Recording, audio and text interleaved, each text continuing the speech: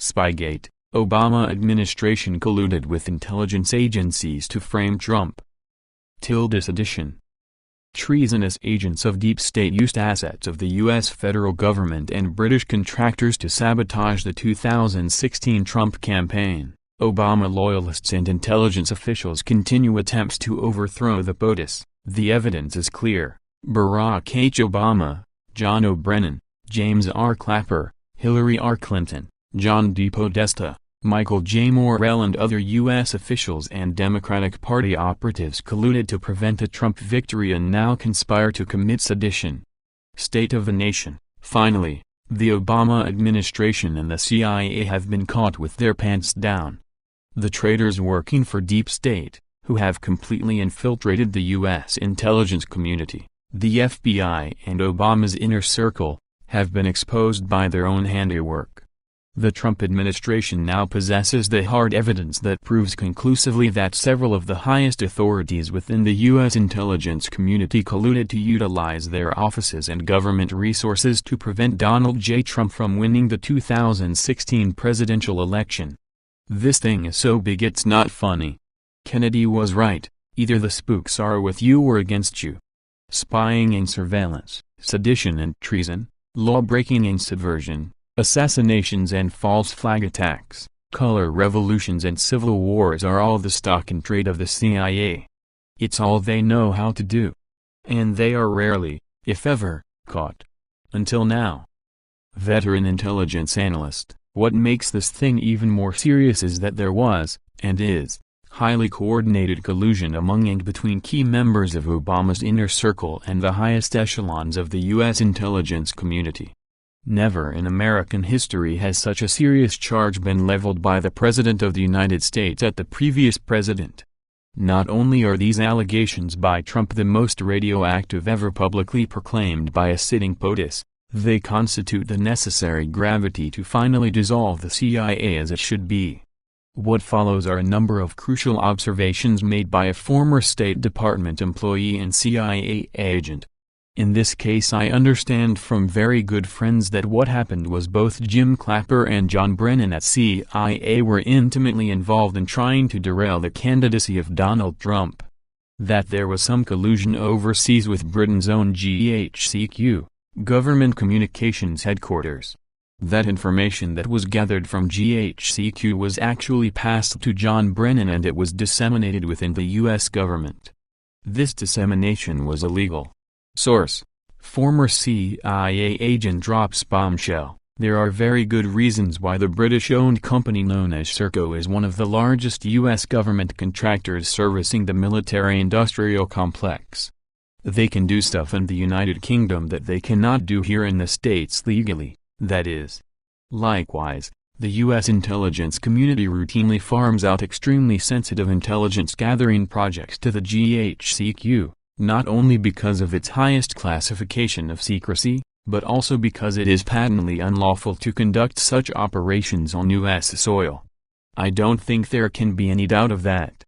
I think it's worth noting that the head of the National Security Agency, an Admiral, Michael Rogers, made a journey to the Trump Tower shortly after Trump had won.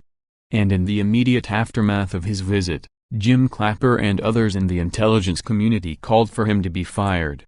Why did Rogers go to Trump Tower? My understanding is that it was to cover himself, because he was aware that the NSA authorities had been misused and abused with respect to Donald Trump. Source: DC insiders seek to defeat Donald Trump - ex-CIA agent. POTUS Barack Obama, DNI James Clapper and CIA Director John Brennan, both the Director of National Intelligence and CIA Director under President Obama, made it clear that they did not support a Trump presidency. Never in U.S. history has such a public war been waged between an elected POTUS and the heads of the national intelligence apparatus. Yes, John F. Kennedy had his epic war with CIA Director Allen Dulles, but after Dulles was fired, all the battles went underground until JFK was assassinated. That's exactly where this is currently going with President Trump, unless he completely shuts down the CIA post-haste. The same can be said of the MSM, mainstream media. as fake news 24/7 needs to be terminated ASAP for the good of the republic. Trump will be under massive assault each and every day of his first term until he dispatches all of these seditious and criminally insane psychopaths to the intelligence waterless region.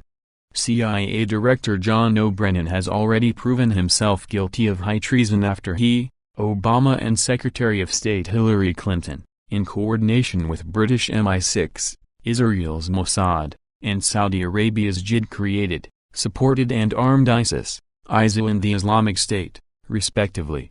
As a Muslim convert, it really appears that Brennan was the integral player in Obama's game plan to overthrow the American Republic, just as the CIA did with the Arab Spring throughout the Middle East.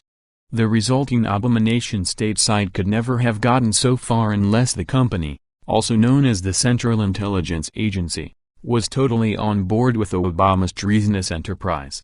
Similarly, the northern Levant was transformed into a dystopian, post-apocalyptic wasteland via CIA-directed color revolutions. Seditious agents of deep state still trying to overthrow President Trump. What is most remarkable about this ongoing Soros-funded Purple Revolution against the American Republic is that the perpetrators have doubled their efforts since being found out. They know that they all now face existential threats of the highest order. It doesn't get worse than high treason and sedition, and they haven't quite figured out when they are Trump's bad side. Here we are today on Sunday, March 5th, and the many Soros-backed NGOs are marching together in lockstep to force Trump from the White House. That they are also executing their seditious insurrection together with purple revolutionaries like Barack and Michelle Obama, as well as Hillary and Bill Clinton, is even more outrageous given the direct participation of those two past U.S. presidents. As a matter of fact, this accelerating soft coup has seen numerous leaders throughout the treacherous Democratic Party coordinate together like clockwork to remove Trump from the Oval Office. The entire party has actually morphed into a full-blown insurgency. What is quite extraordinary about this rapidly devolving state of affairs is that the Bolshevik elements on the left have clearly indicated via various news reports that they will resort to any form of violence if necessary. They really don't care how they are perceived by the general public at this point. All they want is to preserve their abomination at all costs. They will not give up 1 inch of their Sodom and Gomorrah no matter what. The following stunning video expresses just how determined the purple revolutionaries have become. Let's not forget Hillary Clinton's attempt to galvanize the Purple Revolution, PR, late last month as well. It's clear from the timing and seditious content that is baked into so many recent messages given by leaders of the PR that they are getting very desperate. They all know that there is a quickly closing window of opportunity that they must act within lest their chances of political survival be greatly diminished, if not terminated altogether. That window of opportunity for insurrection by the agents of deep state is defined by the period that it takes the Trump administration to fill all the key positions within the U.S. Armed Forces and the National Law Enforcement Apparatus, as well as other key departments and bureaus. Key point. The bottom line here, folks, is that we are entering an extraordinary period of tumult and volatility. The previously mentioned 120-day window of insurrection opportunity for deep state is perhaps the most dangerous since the American Revolutionary War. Yes, it's that precarious quagmire which both sides are acutely aware of. Source: the deep state conducts a purple revolution against the Trump administration. This is also why so many movie stars and famous singers and pro athletes are being enlisted to recruit more PR cannon fodder among their adoring masses. Some of these former stars, former because their light has been dimmed considerably as they foolishly ventured into politics, have gone so far off the rails in their disgraceful attempts to bring down President Trump that they will never enjoy the same stature again within American society. Some of them have lost forever perhaps half of their fan base. Drain the swamp before it's too late. It's quite clear that Team Trump really has their work cut out for them. However, the universe, if you will, has made it very easy to drain the swamp. There are actually a variety of ways to drain the swamp and take down the many monsters that have swarmed all over our nation's capital for years. Perhaps the most effective way is to thoroughly investigate and aggressively prosecute the countless Pizzagate perps. There are also those government officials who were directly and indirectly responsible for the false flag attacks on September 11, 2001 and/or their cover-up. The U.S. government-coordinated Oklahoma City bombing provides another opportunity to grab a bunch of swamp monsters, as do the many false flag operations carried out over 8 years under Obama's disastrous presidency. Because the same traitors are also guilty of conspiring to assassinate of John F. Kennedy, Robert F. Kennedy, Martin Luther King, Jr., and Malcolm X, the current Attorney General can even reopen any of these unsolved capital murder cases that involved America's most influential and beloved VIPs. Most importantly, there is the DC scandal known as Pizzagate, as well as the much bigger global scandal, Paydoggate. The invaluable gift and supremely powerful weapon for the present administration is, of course, Pizzagate. This is precisely why it was first blown wide open just before the 2016 election. So, either the merry Trumpsters in DC will set about the process of draining the swamp, or the swamp monsters will soon show up at their post-inaugural picnic, uninvited.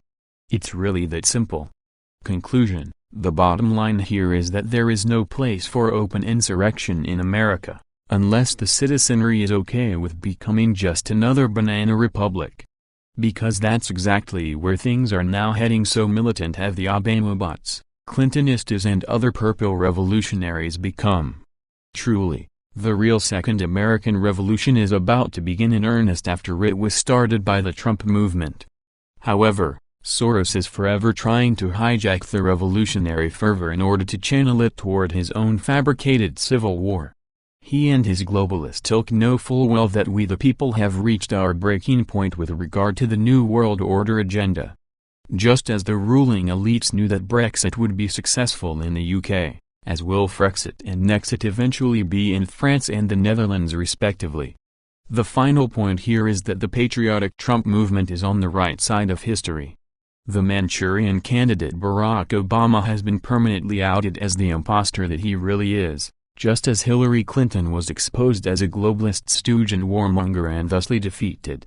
Hence, it's high time to drain the swamp so that all of these swamp monsters can be eradicated from across the land, once and for all. There is no other way. State of the Nation, March 5, 2017.